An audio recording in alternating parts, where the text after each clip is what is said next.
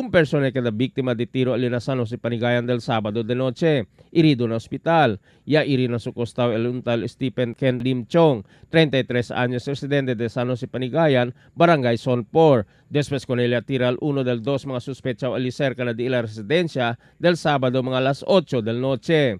Con el víctima libal pamilya corre para un hospital y lejos siya na peligro.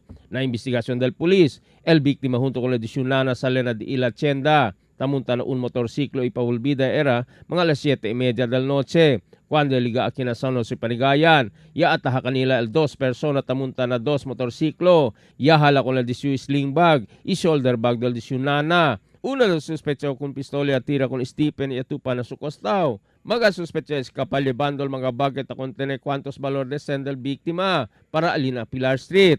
Con el nana del víctima conoce como si Shokwa Chong, ya libataron al hospital kaya estena di ila motorsiklo durante el incidente. Polis encuentra con él un vacío de bala de calibre 45 en el lugar del incidente. Emil Tuban, Dateline Zamboanga.